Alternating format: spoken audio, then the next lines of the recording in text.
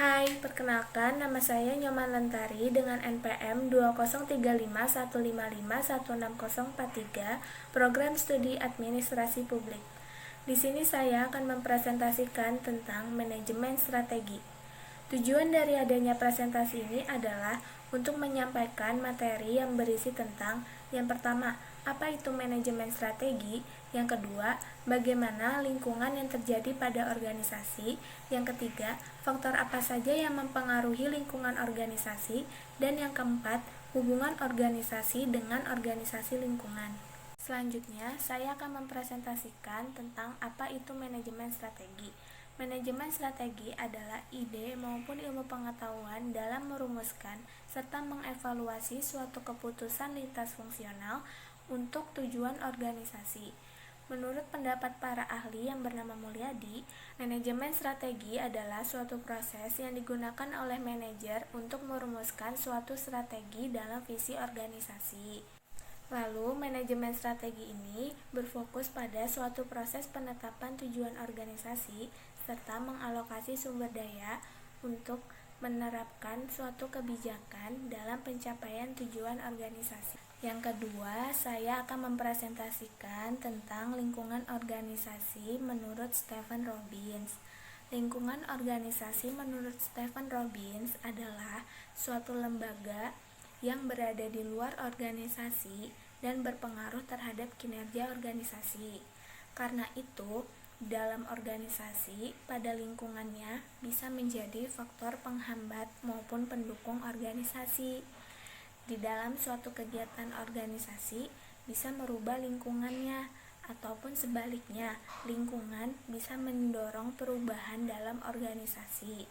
Oleh karena itu, di dalam organisasi perlu memahami lingkungan apa saja yang terkait secara langsung maupun tidak langsung di dalam kegiatan organisasi yang dilaksanakan oleh organisasi tersebut.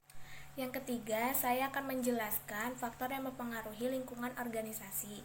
Yang pertama, ada faktor eksternal. Faktor ini berasal dari luar yang berpengaruh terhadap kinerja organisasi. Contohnya karena faktor hukum, faktor politik, faktor kebudayaan, dan faktor sumber daya alam. Di dalam faktor eksternal terdapat dua bagian. Yang pertama ada eksternal mikro. Eksternal mikro berpengaruh langsung terhadap kegiatan usaha. Contohnya pasar. Pasar ini dijadikan sasaran produk oleh suatu perusahaan. Yang kedua ada eksternal makro. Eksternal makro tidak berpengaruh langsung terhadap kegiatan usaha. Contohnya aspek demografi. Aspek ini melibatkan segi penduduk yang dilihat dari usia, jenis pekerjaan, jenis kelamin, lokasi, serta kepadatan dalam penduduknya. Karena kondisi ini mempengaruhi aktivitas pemasaran yang dimana penduduknya terlibat langsung dalam kegiatan tersebut. Yang kedua, ada faktor internal. Lingkungan ini merupakan tempat manajer bekerja yang terdiri dari budaya perusahaan, struktur organisasi, produksi, teknologi, dan fasilitas fisik. Contohnya itu perubahan yang terjadi pada lingkungan, perubahan yang terjadi pada tujuan, dan sikap maupun perilaku dari anggota organisasi. Lalu yang keempat, saya akan menjelaskan tentang hubungan organisasi dengan organisasi lingkungan. Hubungan organisasi ini dipengaruhi oleh lingkungan eksternal dimanapun berada, sehingga para manajer harus memperhatikan fenomena apa yang terjadi pada lingkungan organisasi tersebut. Karena semakin besar ketidakpastian lingkungan organisasi, maka lingkungan organisasi tersebut akan membatasi pilihan serta kebebasan manajer.